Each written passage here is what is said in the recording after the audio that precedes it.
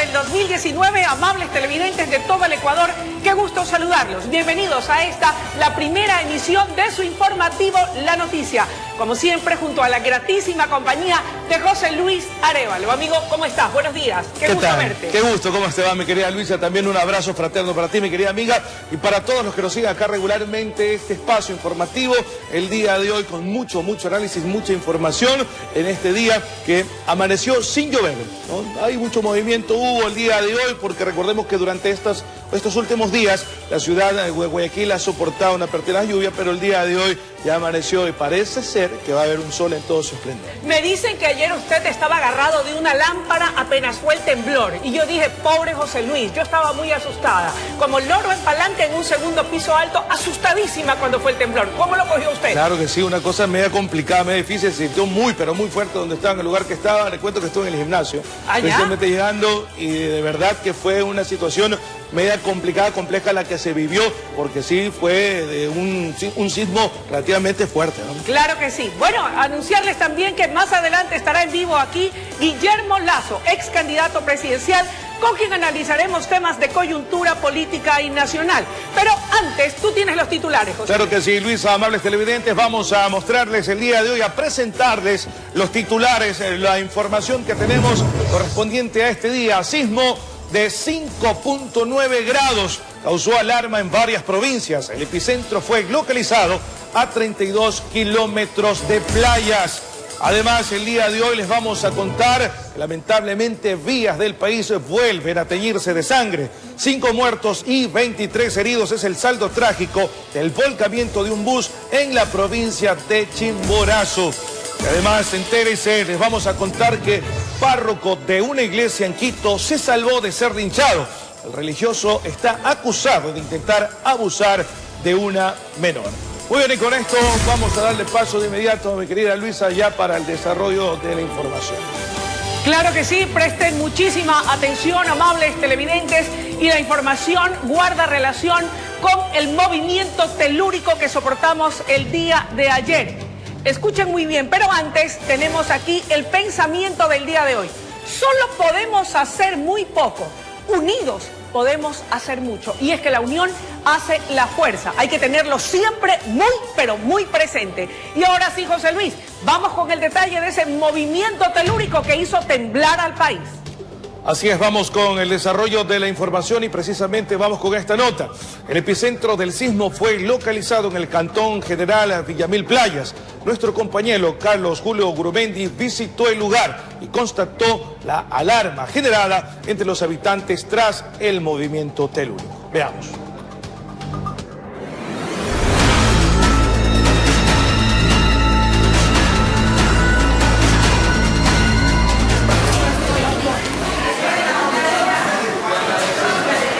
Fue el momento cuando la tierra tembló.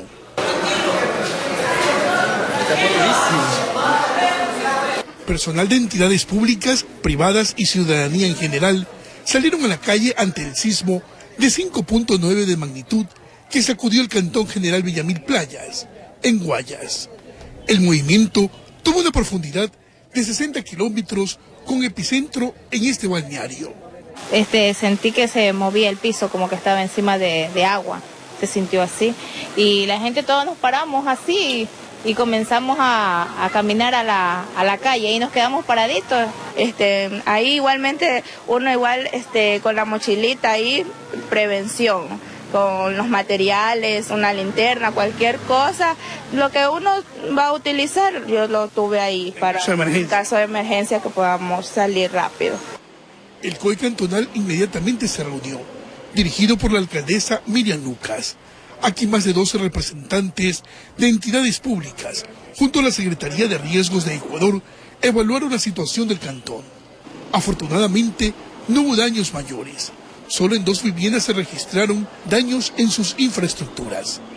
Asimismo, se trabaja en el reservorio de agua que abastece de líquido vital a la población, pues en el 2016, con el terremoto, su base quedó cuarteada. Hoy se dio más. Esto, a decir de la alcaldesa, no significa que el cantón quede desabastecido de agua. Eso implica que el reservorio hay que sacarlo y de ahí se hace el trabajo correspondiente, pero no va a haber desabastecimiento de agua potable en el cantón porque vamos a hacer la distribución a través de un bypass. El tiempo para reparar este daño es de más o menos unos 3 días. Unidades de socorro formaron parte de la reunión y justo en esta época, representantes de organismos internacionales permanecen en el Cantón Playas, brindando charlas a la comunidad y a estudiantes sobre medidas de seguridad en caso de un terremoto. Capacitamos a los niños con en el tema de conocimiento de terremoto y tsunami, porque aquí la gente no tiene experiencia de desastres mucho. Aquí en el Cantón Playa las autoridades han adecuado 3 sitios, cada una con capacidad de 200 personas, para albergarlos en caso de que se registre una emergencia. Puntos de encuentro, puntos seguros, cuáles son las rutas de evacuación, están totalmente señalizadas. Aquí tenemos identificados cuáles son las zonas vulnerables, no solamente en desastres naturales, sino zonas vulnerables por inundaciones. La calma volvió a la población, no obstante sus habitantes deben regirse solo a la información que emitan instituciones oficiales sobre los acontecimientos sísmicos en el país. De su parte, el Instituto Nacional de Meteorología e Hidrología descartó que producto del movimiento telúrico pueda presentarse un tsunami. Informó desde el Cantón Playas, Carlos Julio Gurumendi. Bueno, y vale informar a la ciudadanía, José Luis y amables televidentes, por favor en cámara abierta, señor productor, que en horas de la madrugada la ciudad de Cuenca también sufrió un movimiento telúrico. Claro que sí, con una magnitud de 4.9 a las 4:53 de la mañana, donde también se sintió en Loja, Cañar y alguna parte en Zamora. También este sismo que tuvo su epicentro en la ciudad Ushuaia. Ahí podemos observar a las 4:53 de la mañana en este día. No se han reportado aún, de manera al menos oficial, reportes de víctimas que lamentar afortunadamente, tal vez más allá del susto como el que viviéramos el día de ayer. Y a propósito del sismo de ayer, este fue de una magnitud de 5.9 grados en la escala de Richter y se registró a 32 kilómetros, de acuerdo a la información que nos ha sido proporcionada. Por supuesto, el epicentro fue en Playas, General Villamil Playas. Tenemos los detalles.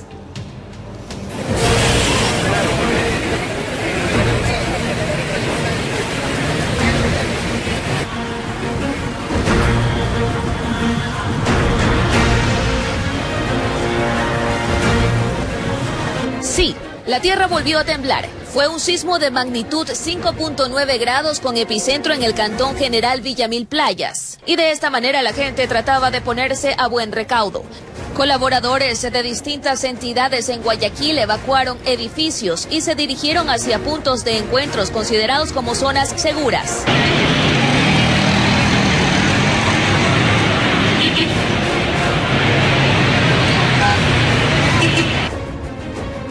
Asimismo, en centros hospitalarios pusieron en marcha el plan de evacuación. Cámaras del ECU 911 captaron lo que sucedía en la avenida 9 de octubre, en la Ciudadela Los Esteros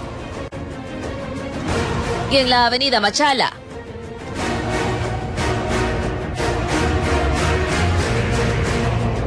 De su lado, la Autoridad de Tránsito Municipal anunció que tras el sismo, el túnel del Cerro del Carmen sufrió una avería en el interior, en una de sus canaletas de aguas lluvias, por lo que como medida preventiva se cerraron 2 de los 3 carriles, informó Adriana Peralta. No duró mucho, ya pasó.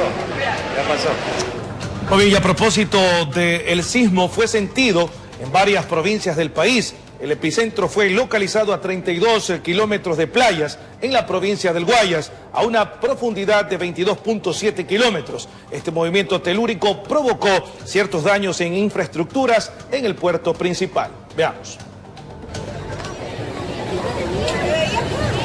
¡Ay, qué susto! Eran las 12:45. Todos dejaron el almuerzo a un lado, debido al sismo de 5.9 grados con epicentro en el Cantón General Villamil Playas. Técnicos del Instituto Geofísico señalaron que el movimiento telúrico tuvo una profundidad de 60 kilómetros. Lo cual significa que era más o menos profundo. Debido a su profundidad y su magnitud, se sintió en varias provincias del Ecuador, con la más cantidad de gente sintiéndolo en Guayaquil. Precisamente en la urbe porteña el testimonio de la gente lo corrobora. Corrí, estaba con miedo, casi lloro nada más. Lo que pasa es que se están volviendo recurrentes y nos van a hacer sentir permanentemente pánico social.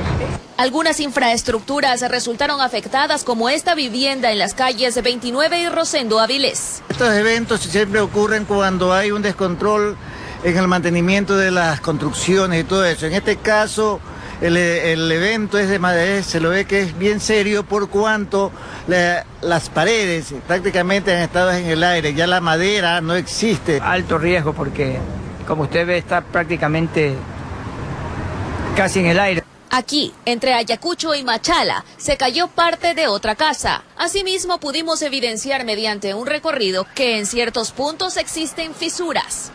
El Servicio Nacional de Gestión de Riesgos informó que el sismo fue sentido en 15 provincias del país, mientras que el INOCAR detalla que no reunió las condiciones necesarias para generar un tsunami en las costas ecuatorianas. Y ante estas situaciones, en su mayoría imprevisibles, plegarias inequívocas, dicen: Recordarme que soy mortal y debo invocar el nombre de Dios. Y si aquí, pues gracias a Dios todo bien, pero sí me preocupé mucho y bueno, mucha fe en Dios que no pase nada. Informó Adriana Peralta.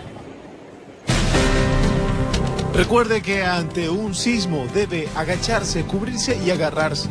No corra mientras la tierra se esté moviendo.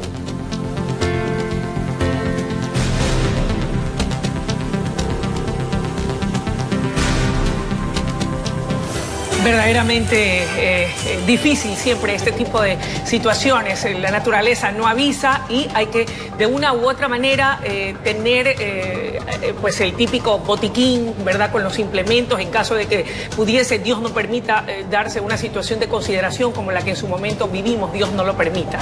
Claro que sí, sobre todo, yo sé que es un poco complicada la situación, pero lo que se debe hacer de arranque es guardar la calma, estar sereno. Es muy difícil, muy complicado, pero eso transmite y ayuda para poder evacuar correctamente como se debe hacer. Además, así como dábamos acá o manifestábamos en este momento las recomendaciones que se tienen que hacer en estos movimientos telúricos que ha soportado la ciudad de Guayaquil, ha soportado la ciudad de Cuenca y también la geografía entera ecuatoriana. Claro que sí. Ahora, dicen que cuando vas conduciendo, ¿verdad?, en el auto, generalmente no lo sientes, y eso me lo comentaban ayer algunas personas. Yo vivo en un segundo piso alto y lo sentí con mucha fuerza, pero pues llamaba yo, pues la típica, llamas a la familia, quieres saber si todos están bien, y una hermana iba conduciendo y me decía: Luisa, yo jamás lo sentí, y dije: Dios, de la que te libraste. Ahí está entonces las recomendaciones, señoras y señores, y con esto nos vamos a una primera pausa acá en la noticia Primera Emisión. Pero les invitamos a seguir en nuestra sintonía, pues más adelante, en vivo, estará con nosotros don Guillermo Lasso, ex candidato presidencial, con quien estaremos abordando importantes temas, entre ellos el arranque de la campaña electoral de candidatos a prefectos, alcaldes y, por supuesto, a quienes integrarán el Consejo de Participación Ciudadana y Control Social. Todo esto y mucho más en esa interesante entrevista que no pueden perderse. Ya volvemos.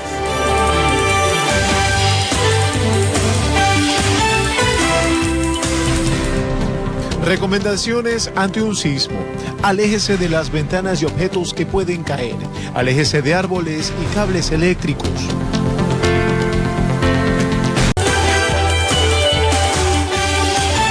Muchísimas gracias, amables televidentes, por seguir aquí en sintonía en la noticia Primera Emisión, y seguimos informando, Luisa. Claro que sí, queremos contarles que 678 viviendas de la misión Casa para Todos fueron entregadas en 4 cantones de Manabí.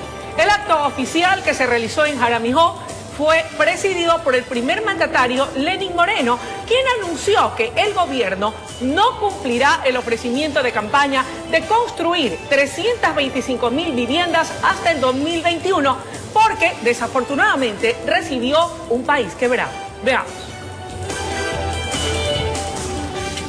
El presidente de la República, Lenín Moreno, oficializó en Manabí la entrega de 678 viviendas del Plan Casa para Todos en los cantones de Jama, Sucre, Rocafuerte y Jaramijó. Construir casas es fácil. Lo difícil es construir planes habitacionales, dignos, integrales. Las soluciones habitacionales se construyeron en 5 urbanizaciones con una inversión de $19 millones. De las casas entregadas, 120 fueron destinadas a damnificados del terremoto del 2016. Yo le agradezco mucho a los que han tenido ese buen corazón de brindarle ese pequeño cariño a la gente. Durante esta actividad, el primer mandatario anunció que no se construirán las 325.000 viviendas que ofreció en campaña electoral. Es muy triste no poder cumplirles, pero cuando hicimos ese ofrecimiento desconocíamos la real situación económica del país. Nos dejaron un país quebrado. Durante este evento, habitantes del reasentamiento Nuevo Jaramijó hicieron denuncias en torno al estado de sus viviendas entregadas en 2017. Bueno, nuestro pedido es que se nos condonen las deudas para ver con ese dinero si arreglamos nuestras viviendas, porque están cuarteadas y están en muy mal estado, unas que otras. Este tema generó críticas hacia el gobierno anterior. ¿Cómo puede construirse una urbanización sin una cancha, sin un parque, sin una casa comunal? Finalmente, el presidente de la República confirmó que entre 2019 y 2020 se entregarán 80.000 casas cada año. El presupuesto asignado será de $1.700 millones. En 220.000 viviendas subvencionadas total o parcialmente por el Estado. Con cámaras de Eduardo García desde la provincia de Manabí, informó Wendy Delgado. Muy bien, y en el ámbito internacional les informamos que Juan Guaidó, autoproclamado presidente interino de Venezuela, suma apoyo de la comunidad internacional. Estados Unidos, Canadá y Alemania han destinado millones de dólares para atender la crisis humanitaria en ese país. De su lado, Nicolás Maduro rechazó la ayuda e insistió que no existe crisis en Venezuela. Hoy arranca oficialmente la campaña electoral. Los candidatos, alcaldes, prefectos y también a integrar el Consejo de Participación Ciudadana y Control Social tendrán 45 días para ofertar sus campañas y propuestas. Para abordar este y otros temas de coyuntura política y económica nacional, nos acompaña Guillermo Lasso, ex candidato presidencial y líder del movimiento Creo. Qué gusto que nos acompañe. Bienvenido. Muchas gracias, Luisa, a sus órdenes. Muchísimas gracias. Entiendo que con los motores encendidos y listos para arrancar la campaña, ¿cuál será la tónica de la misma? ¿Acompañará usted a sus candidatos? Bueno, definitivamente que sí, acompañaré a los candidatos. ¿Cómo no hacerlo? Recomendar el voto para Poli Ugarte como prefecta de la provincia del Guayas, votar por las listas Creo 21. Poli Ugarte es reconocida en el Ecuador como una mujer solidaria, como una mujer llena de afecto para todas aquellas mujeres de las cuales de Poli han recibido respaldo y apoyo. Poli no ha necesitado ser funcionaria pública para servir a más de 700.000 mujeres en el Ecuador que han requerido de atención médica. ¿Qué hay del candidato a la alcaldía de Guayaquil, don Francisco Jiménez? ¿Logrará aglutinar el 49% de indecisos que todavía no saben por quién votar para alcalde en Guayaquil? Bueno, ahí está la oportunidad para el candidato que yo considero mejor preparado para el cargo de alcalde de Guayaquil, Francisco Jiménez. Pero déjeme decirle algo más de Poli Ugarte.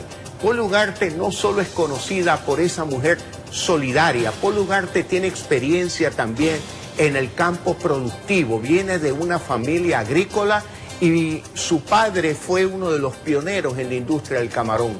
Poli sabe, junto con Diego Arosemena Navas, cómo reactivar la producción de Guayas y cómo generar empleo en Guayas.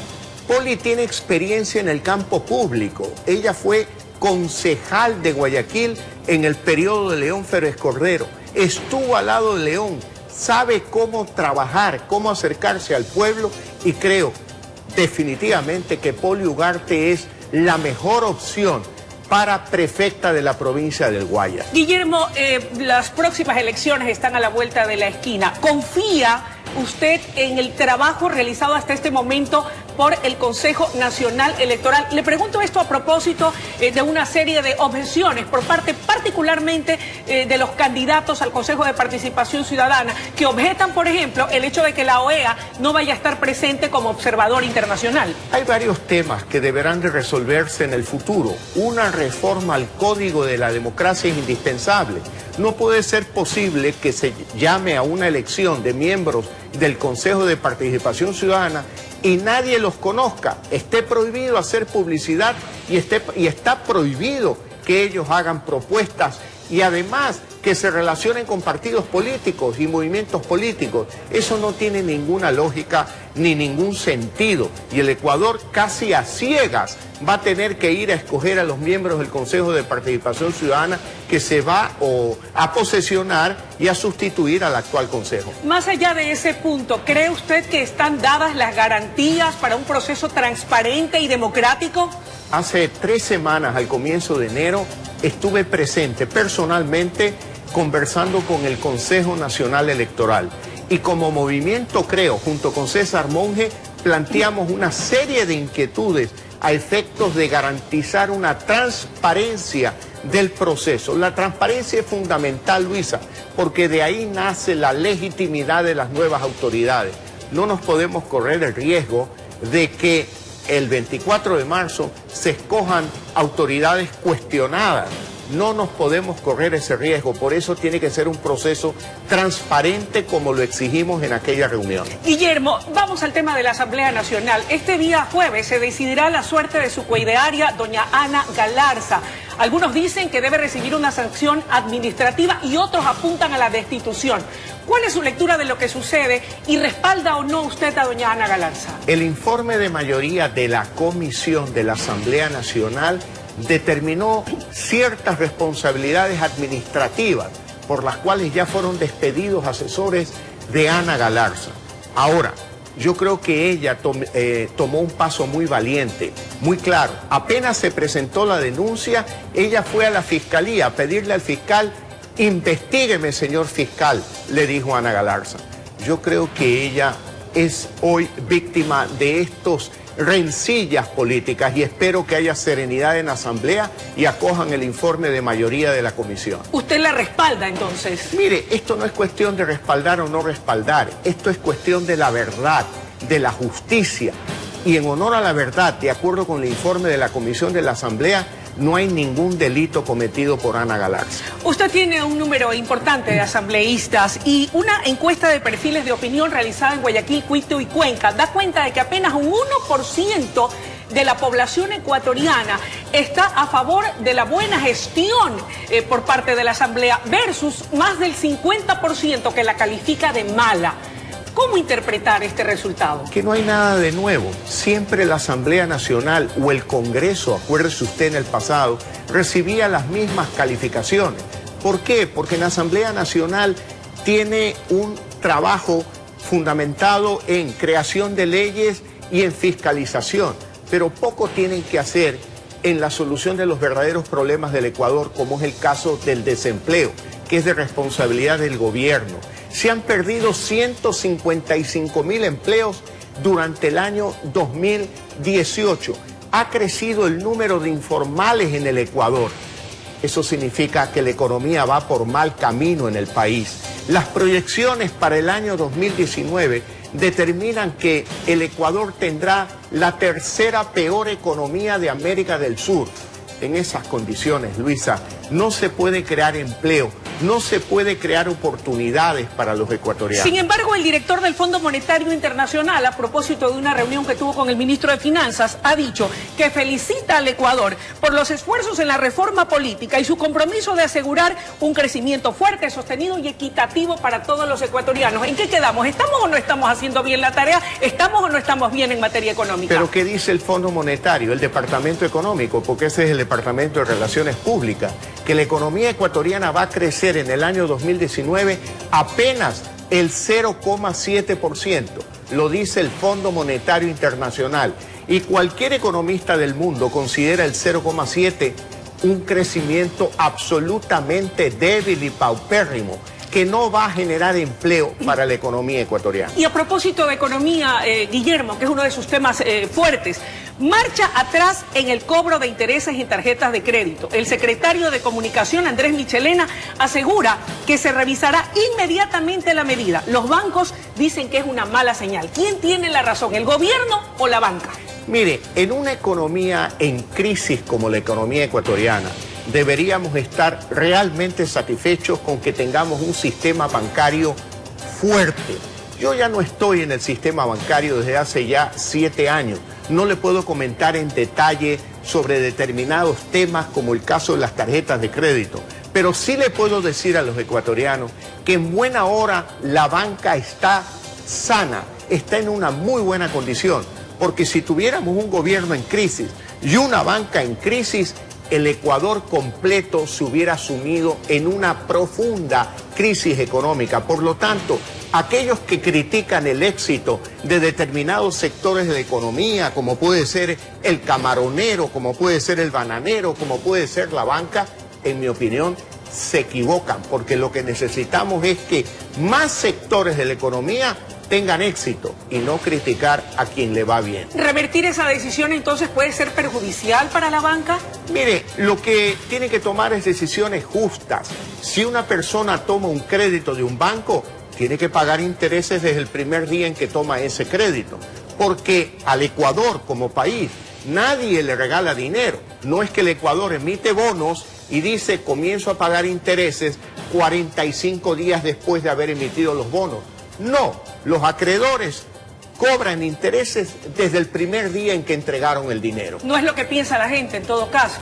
No, definitivamente que no. Porque van a sentir que les afecta el bolsillo. Si usted va con una tarjeta de crédito y compra en el supermercado con esa tarjeta de crédito, usted se está alimentando desde ese día. Desde ese día está recibiendo el beneficio de un crédito. Es lógico entonces que un banco tenga que cobrar intereses desde el primer día en que otorga el crédito. ¿Cómo compensar o mejorar entonces la situación económica del pueblo ecuatoriano?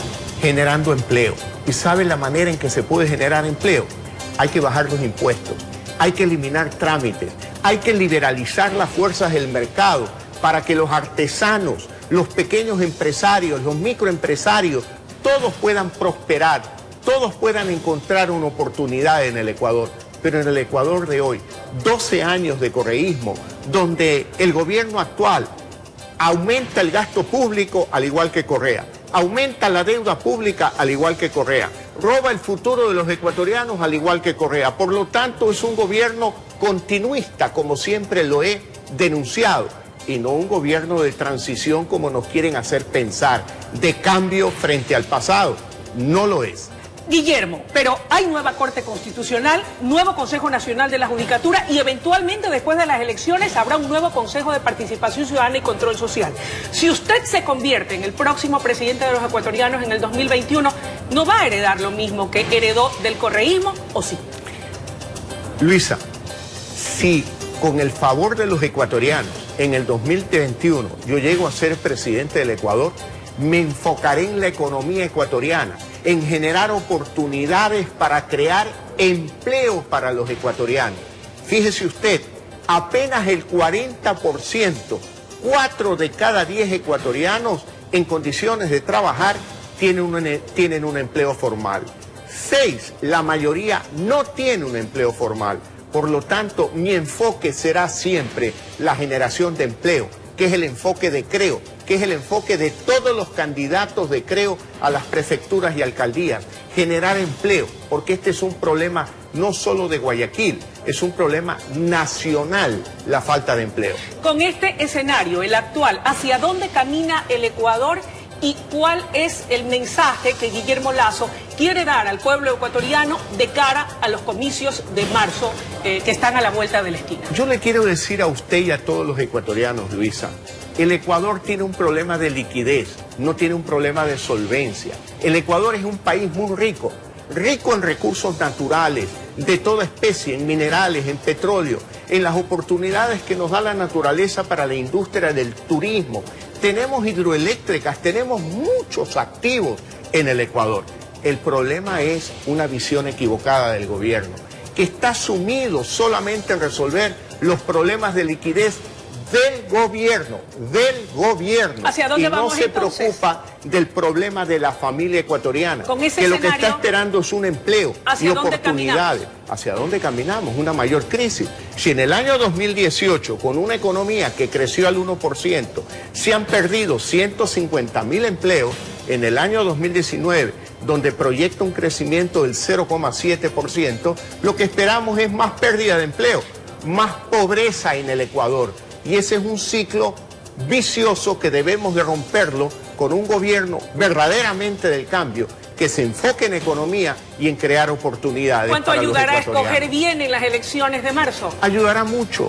Por eso yo propongo votar por Creo 21, los candidatos del cambio. Aquellos candidatos como Poli Ugarte, Francisco Jiménez, Rómulo Minchana, Juan Carlos Holguín en Quito, que son los candidatos del empleo, que tienen claro que su primera obligación es generar oportunidades en su comunidad, generar empleo modernizando la administración pública. Le agradecemos muchísimo su presencia esta mañana. El tiempo de la entrevista ha concluido y Muchas esperamos gracias. contar con usted en una próxima oportunidad. Muchas gracias, Luisa, muy amable. A usted, Gracias. Guillermo. Amigos televidentes, era la intervención de Guillermo Lazo, ex candidato presidencial y líder del movimiento político Creo, presente esta mañana aquí en La Noticia. Momento de una pausa y ya regresamos con mucho más. Sigan en nuestra sintonía.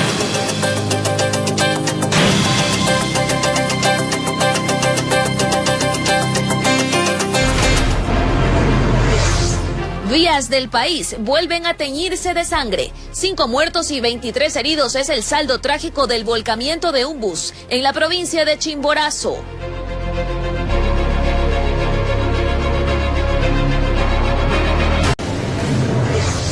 Párroco de una iglesia en Quito se salvó de ser linchado. El religioso está acusado de intentar abusar de una menor.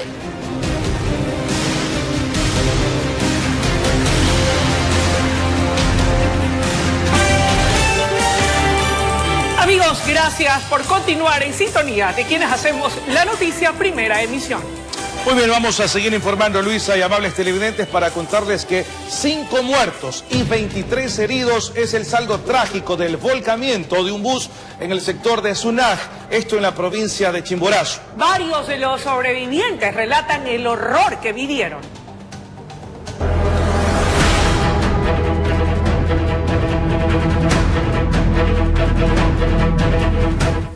Así es como quedó este bus de la cooperativa Super Taxi Disco número 7, que cubría la ruta Cuenca-Quito. Al parecer, tras una mala maniobra, se habría volcado en el sector de Sunaj, parroquia Aguasuntos en Chimborazo. Producto del accidente, 5 personas fallecieron y 23 más resultaron heridas. Una pérdida de carril y un volcamiento lateral de un cuarto sobre su costado izquierdo. Asimismo, lastimosamente tenemos la pérdida de 5 personas. 2 de los sobrevivientes cuentan el horror vivido tras el volcamiento. Es que el bus se habría arrastrado varios metros, lo que posiblemente dio paso a que los 5 murieran al instante. Perdió pista porque se levantó todo el lado derecho del carro y justamente logré pegarme más a las piernas, así al asiento, y simplemente me cogí la cabeza y el carro se deslizó totalmente y mi brazo. Y cuando nos despertamos de ahí sí ya fue un caos porque todo el mundo estaba sangrando. No sé, estaba dormido, no sabía. Solo sentí un chillido de la carrocería y nada más. Personal del CIA y Fiscalía realizaron las investigaciones de campo. Uno de los fallecidos es de origen norteamericano. Los cadáveres fueron trasladados hasta la morgue del cementerio municipal de Riobamba. No obstante, nosotros como Fiscalía hemos realizado las pericias correspondientes con el órgano competente en tránsito y vamos a establecer cuál fue la causa basal del accidente. Los heridos fueron trasladados a diferentes casas de salud como Alausí, Guamote, Riobamba y Cañar. 7 fueron trasladados al hospital de Cañar, 5 referidos al hospital de Riobamba, 3 referidos al hospital de Azogues y 8 al momento se encuentran aquí en la localidad. Milagrosamente, las barandas de seguridad impidieron que el bus se precipite al menos unos 500 metros al vacío, porque si no el guión hubiese sido más dramático y desconsolador para más familias. En Chimborazo informó Darwin Altamirano. Muy bien, cuando son las 7:38 de la mañana vamos a salir a exteriores precisamente, Luis. Claro que sí, como cada mañana damos el cordial saludo a nuestro compañero Jorge Salazar, quien está en vivo con ese color vibrante que le queda espectacular. Mi querido Jorge, ese es el color y tú eres un hombre muy apuesto, pero con ese color de camisa te ves mucho más guapo. Buenos días. Muy buenos días, querida Luisa, me hace sonrojar, me hace poner nervioso. ¿Qué tal, José Luis y amigos televidentes? Siempre digo, son sus reflejos, querida amiga. Muy amable, gracias. ¿Qué nos reportas? Bien, 7:39.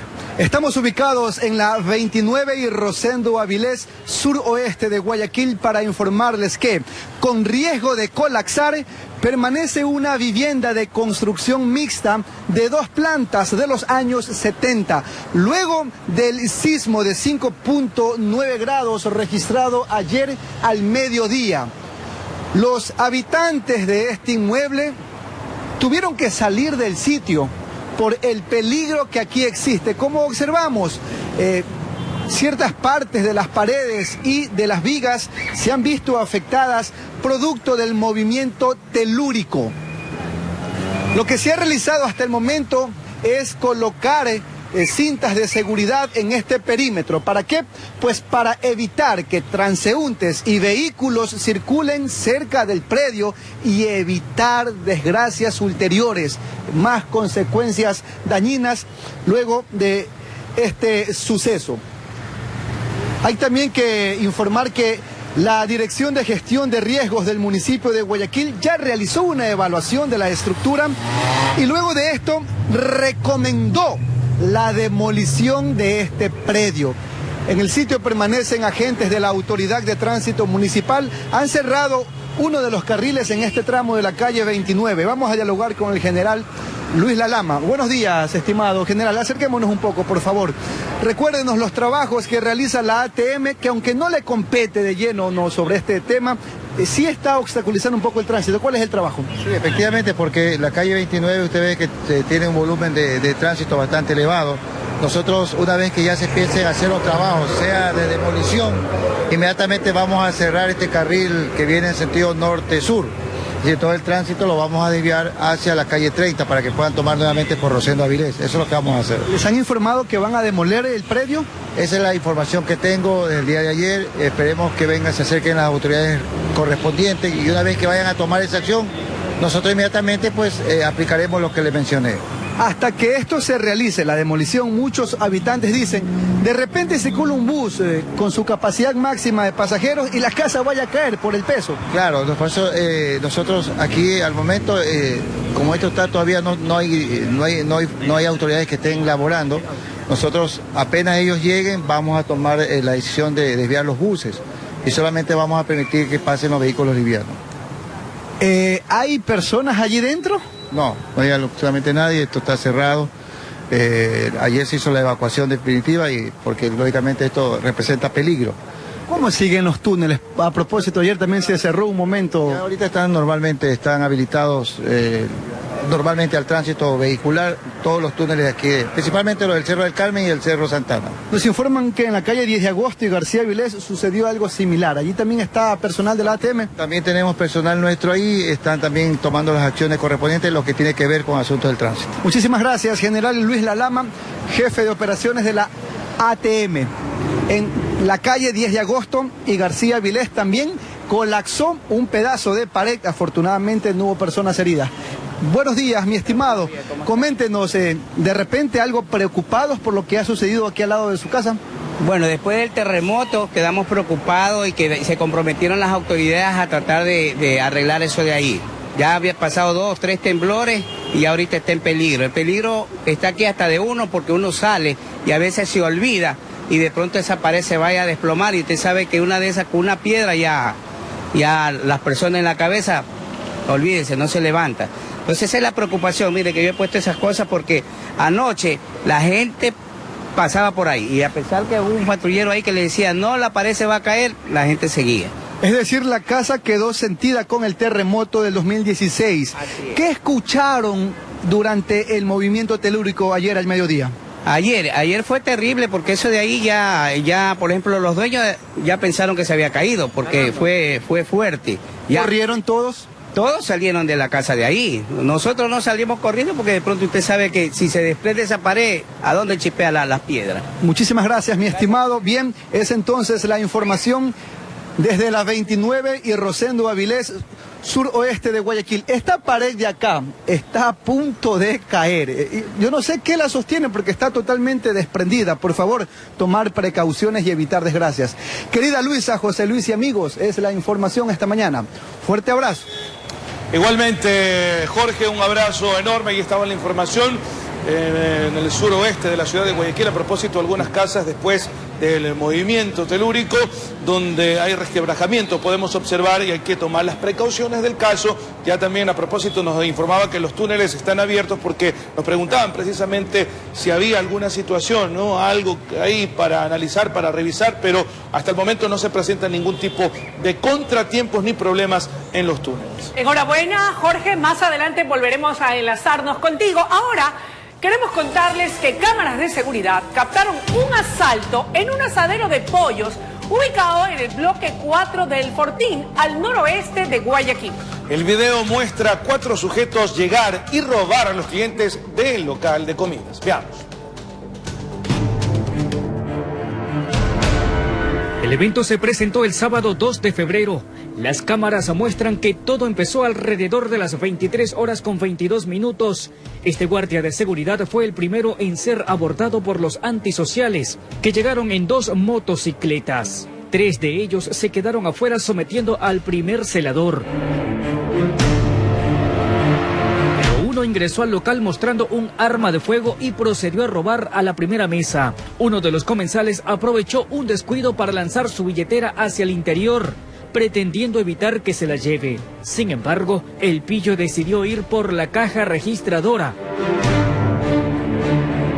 Al ingresar, encontró la billetera sobre el piso y se la guardó. En esos instantes ingresó otro guardia de la zona. Pese a que solo tenía un palo, decidió enfrentar al pillo con valentía. Su reacción provocó la salida inmediata del antisocial. El resto de los compañeros buscaron retirarse también, pero se llevaron el machete que portaba el primer guardia de seguridad.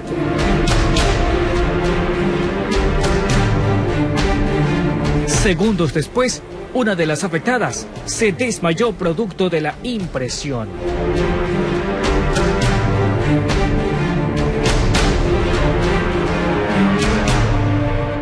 Y gracias al guardia que intervino no pudieron robarse lo que es lo de la caja, pero ya estaba igual el ladrón adentro. Mi esposo, en el momento incluso del robo, él estaba llamando a la policía, él estaba escondido llamando a la policía. Se llamó como 3 o 4 veces y no asistieron inmediatamente. Él tuvo que ir al UPC y de ahí ellos recién llegaron hacia acá.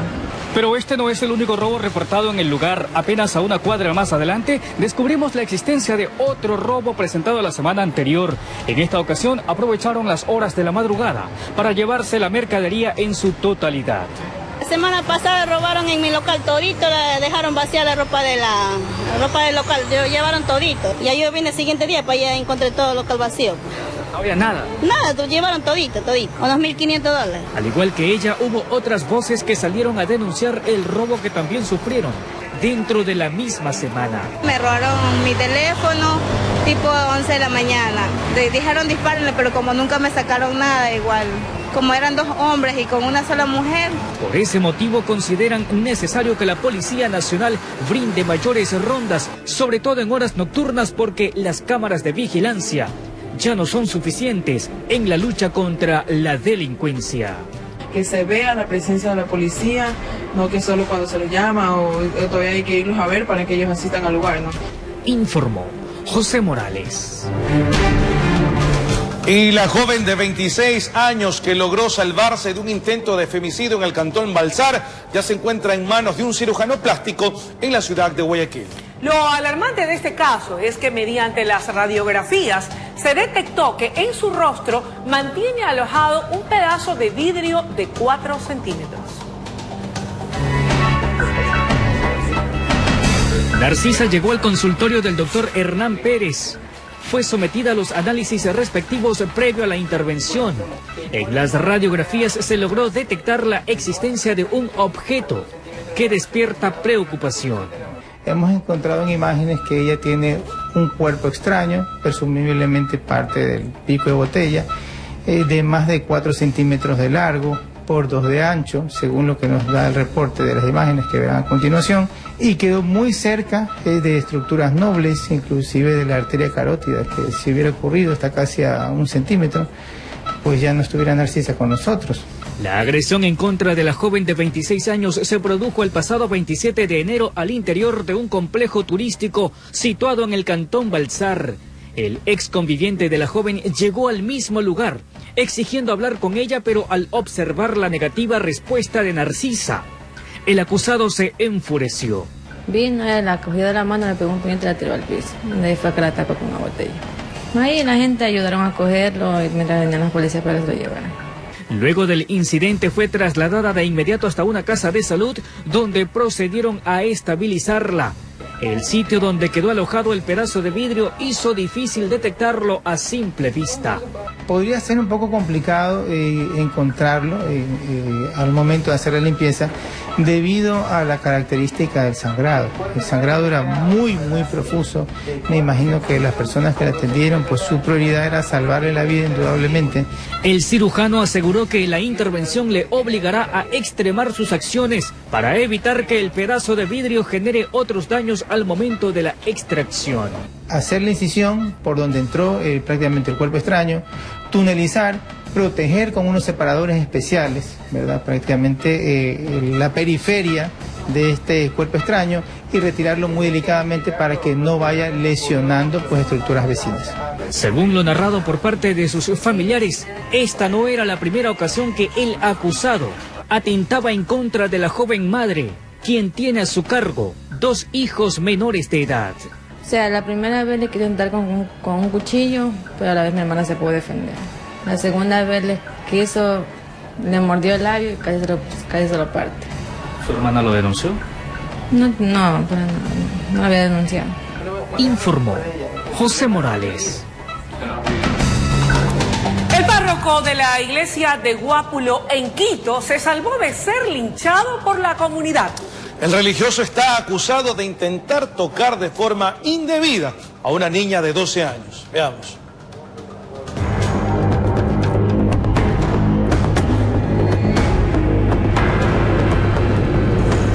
A los habitantes de Guápulo les resulta difícil asimilar que el pastor de su iglesia supuestamente haya intentado abusar de una niña de 12 años.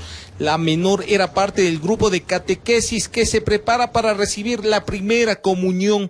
Uno piensa que son los pastores de la iglesia, entonces tiene fe en ellos. Un momento triste y doloroso. Un tremendo escándalo se armó el fin de semana. La hermana de la menor habría logrado salir de las instalaciones de la iglesia y se fue en busca de los padres para avisar lo que sucedió. Supuestamente el religioso rozó las partes íntimas de la menor e intentó besarla. Verbalizamos con la ciudadanía, quienes manifestaron que ha habido un presunto abuso sexual en contra de una niña. La niña habría confirmado que el cura, en base a muestras de cariño, aparentemente la acarició y disimuladamente con las manos recorrió su cuerpo. Esto enfureció a la comunidad, que cargada de ira y rabia se fue en busca del sacerdote e intentó lincharlo. Constatar la presencia policial, la ciudadanía se apartó y logramos constatar a un ciudadano que estaba agredido, el cual resultó ser el señor párroco de la iglesia de Guápulo. El párroco de la iglesia se salvó de milagro, varios golpes lo alcanzaron, la policía logró calmar a la multitud. Siendo el párroco de aquí del barrio. No, padre, la niña no va a mentir, padre. En la audiencia de flagrancia, el juez ordenó prisión preventiva para el sacerdote por el presunto delito de atentado al pudor. Nadie se imagina ese tipo de cosas, pero bueno, son cosas que suceden y espero que las leyes sean con todo, porque realmente le hablo como madre, no quisiera que a mis hijas les pasen eso. Por Guápulo no quieren saber nada que vuelva, llegó hace 3 años y las relaciones con el religioso no han sido las mejores, los roces empezaron hasta que el fin de semana terminó con la paciencia de los feligreses. Y que de gracias de aquí que realmente salió vivo, porque yo creo que al menos haciéndole eso algo a un hijo. El procesado se acogió a través de su defensa al proceso directo. En 10 días se sabrá la decisión del juez penal. En Quito informó Iván Casamen.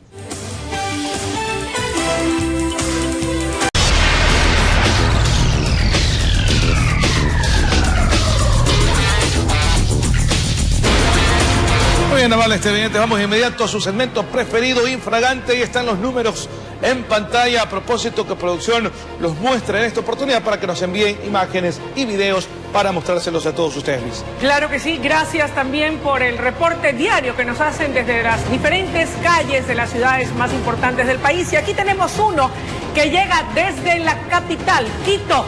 Una puñetiza entre dos choferes. Ahí están, los conductores se bajan unos con otros. Esto regularmente pasa, Luisa, para captar a los pasajeros, ¿no? Uno invade la zona, otro va. Mira, se va. Va a coger un bate ahí, mira. Por Dios. Y va a darle ahí.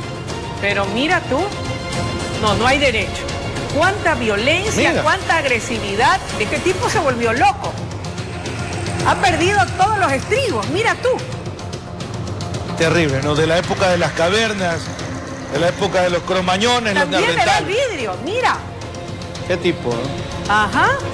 Y eso me pone a mí a pensar en el nivel de agresividad de quien conduce los vehículos que transportan a la gente. Exacto. Por el amor de Dios, o sea, parece un cromañón al volante. Imagínate tú, con ese nivel de agresividad, ¿qué le queda seguramente en el trato a los usuarios o pasajeros?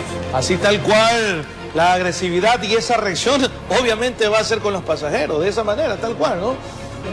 Importante en todo caso el análisis psíquico de a quién se le entrega la licencia para conducir, porque ese tipo da muestras de un salvajismo sin nombre.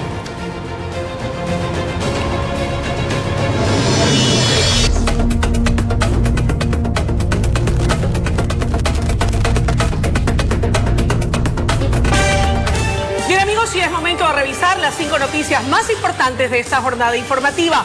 678 viviendas de la misión Casa para Todos fueron entregadas en 4 cantones de Manabí. El acto oficial que se realizó en Jaramijó fue presidido por Lenín Moreno, el primer mandatario, quien anunció que el gobierno no cumplirá el ofrecimiento de campaña de construir 325.000 viviendas hasta el 2021 porque recibió un país quebrado. Y un sismo de 5.9 grados en la escala de Richter fue sentido en varias provincias del país. El epicentro fue localizado a 32 kilómetros de playas, esto en la provincia del Guayas, a una profundidad de 22.7 kilómetros. El movimiento telúrico provocó ciertos daños en infraestructuras del puerto principal. 5 muertos y 23 heridos es el saldo trágico del volcamiento de un bus en el sector de Sunac, en la provincia de Chimborazo. Varios de los sobrevivientes relatan el horror que vivieron. Y la joven de 26 años que logró salvarse de un intento de femicidio en el cantón Balsar ya se encuentra en manos de un cirujano plástico en la ciudad de Guayaquil. Lo alarmante del caso es que mediante las radiografías se detectó en su rostro mantiene alojado un pedazo de vidrio de 4 centímetros. El párroco de la iglesia de Guápulo en Quito se salvó de ser linchado por la comunidad. El religioso está acusado de intentar tocar de forma indebida a una menor de 12 años. Y con esto ponemos punto final a la presente emisión de La Noticia, Luis. Claro que sí, pero los invitamos a seguir en nuestra sintonía, pues ya viene La Noticia en la comunidad. Que tengan un increíble día martes y en especial para ti, José Luis. Igualmente, Luisa, muchísimas gracias. Y de inmediato vamos a La Noticia en la comunidad.